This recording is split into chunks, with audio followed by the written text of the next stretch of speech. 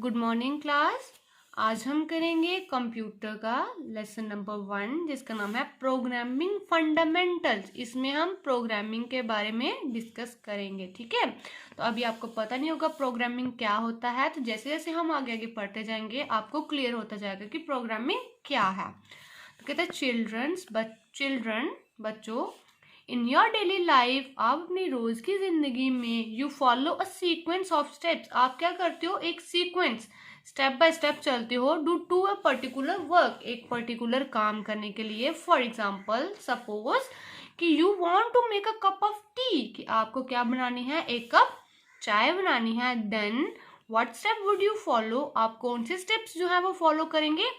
Obviously you will follow the following step, obviously आप इन्हीं steps को फॉलो करेंगे। अब स्टेप्स क्या है वो हम पढ़ते हैं। टेक अ पैन, आप क्या लेंगे, पैन लेंगे जिसमें चाय बनानी है।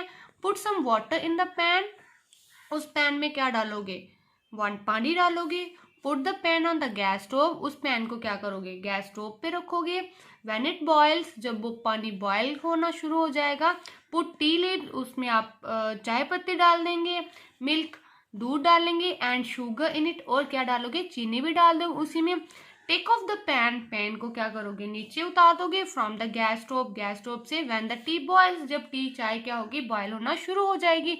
फिल्टर द टी, टी को क्या करोगे, फिल्टर करोगे। And pour it into the cup, और किस में डाल दोगे, कप में डाल दोगे। तो कहते हैं सिमिलरली ऐसे ही when we do a task, जब हम क्या करते हैं, कोई टास्क करते हैं, कोई काम करते हैं with the help of computer की मदद से, then we also must follow some sequence of steps. Then हमें क्या करना पड़ता है, कुछ स्टेप जो है उनको फॉलो करना पड़ता है इन अ प्रॉपर ऑर्डर, एक प्रॉपर ऑर्डर में। ठीक है, तो सबसे पहले आता है एल्गोरिदम। ठीक है, तो कहता है a sequence of steps in proper order, एक सीक्वेंस स्टेप्स की एक प्रॉपर, एक अच्छे ऑर्डर में फॉर सॉल्विंग अ प्रॉब्लम, एक किसी प्रॉब्लम को सॉल्व करने के लिए इज कॉल्ड एल्गोरिदम। उसे हम क्या बोलते हैं, ये क्या है, एल्गोरिदम है। ठीक है, it is a step by step, algorithm क्या होता है, एक स्टेप बाय स्टेप, जैसे हम कोई काम जो स्टेप बाय स्टेप करते हैं तो वैसे ही it is a step by step description of a procedure for achieving a specific task. एक स्पेसिफिक टास्क को, एक पर्टिकुलर टास्क को करने के लिए हम जो स्टेप बाय स्टेप फॉलो करके प्रोसीजर को काम करते हैं उसे बोलते हैं क्या, ये क्या है, एल्गोरिदम है।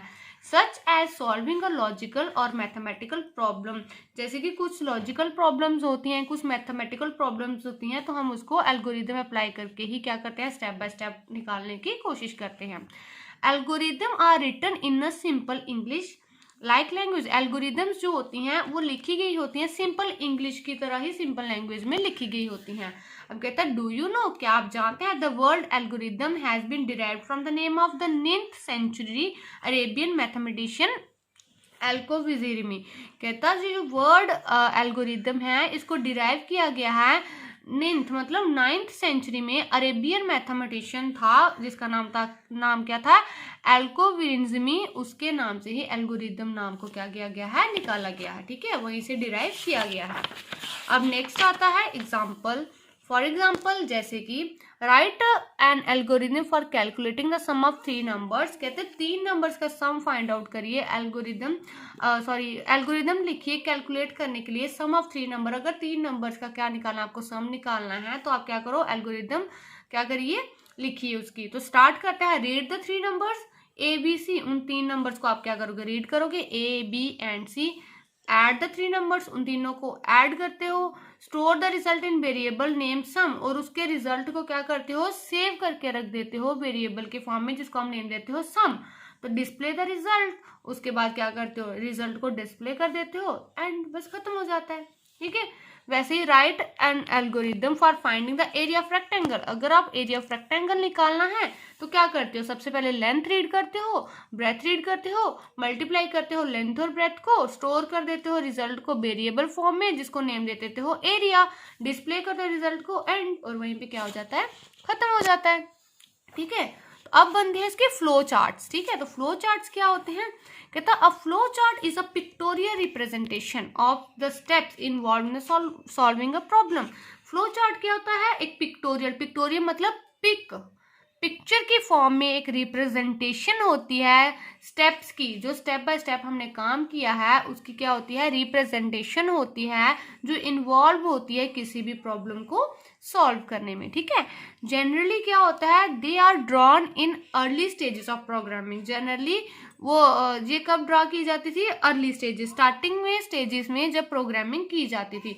Once a flow chart is drawn, जब एक बार फ्लो चार्ट को ड्रॉ कर देते थे, it becomes easy to understand the logic. क्या हो जाता था, समझने में वो आसान हो जाता था। लॉजिक क्या होता था कि अंडरस्टैंड, उसके लॉजिक को समझने में क्या हो जाता था, हमें आसानी हो जाती थी कि प्रोग्राम की लॉजिक है क्या। And write the program in any high level language, और राइट अगर हमें लिखना होता था, ठीक है, उस प्रोग्राम को, तो हम किसी भी मतलब हाई लेवल पे तो हम बहुत आसानी से लिख सकते थे। इन अ फ्लो चार्ट में क्या होता है, डिफरेंट सिंबल्स जो है, अलग अलग सिंबल्स जो है वो यूज किए जाते हैं फॉर डिफरेंट ऑपरेशन, अलग अलग ऑपरेशंस के लिए। These symbols are connected by arrow, ये सिंबल जो है इनको कनेक्ट किया जाता था एरो से, to show the sequence of operation, show करने के लिए कि ऑपरेशन की सीक्वेंस क्या है। देन आता है फ्लो चार्टिंग सिंबल। अब सिंबल होते कौन से हैं, तो सबसे पहला है स्टार्ट या फिर स्टॉप बॉक्स में हम बोलते हैं। This is an Oval shaped symbol, ये एक ओवल शेप का अंडे के आकार का सिंबल होता है। It is use to represent the beginning and the end of the flow chart. इसको हम कब यूज करते हैं, रिप्रेजेंट करने में, स्टार्टिंग और एंड, फ्लो चार्ट का स्टार्टिंग और एंड रिप्रेजेंट करने में हम इस सिंबल को यूज करते हैं। फिर आता है इनपुट आउटपुट बॉक्स, तो this is a parallelogram symbol. अब फोर साइडेड फिगर को क्या बोलते हैं, पैरेललोग्राम।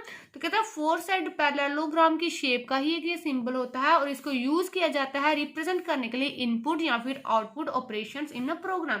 प्रोग्राम में जो इनपुट और आउटपुट ऑपरेशंस लग रहे हैं उनको रिप्रेजेंट करने में इस सिंबल का यूज किया जाता है। फिर आता है प्रोसेस बॉक्स, कहते हैं दिस इज रेक्टेंगुलर शेप। अब रेक्टेंगुलर शेप का ये रेक्टेंगल है, तो रेक्टेंगुलर शेप का सिंबल होता है ये, जिसको हम यूज करते हैं प्रोसेसिंग करने के लिए। ठीक है, फिर आता है डिसीजन बॉक्स। तो डिसीजन बॉक्स क्या होता है, डायमंड शेप। ठीक है, this is a diamond shaped symbol होता है which is use to test the condition, जो हम कंडीशन को टेस्ट करने में यूज करते हैं। Depending upon the condition, condition पे डिपेंड करता है appropriate action are taken. Condition पे मतलब कौन सी कंडीशन, ये सब डिपेंड करता है कि एप्रोप्रिएट एक्शन कौन सा लिया जाए। ठीक है, तो ये सारे सिंबल्स थे फ्लो चार्ट के।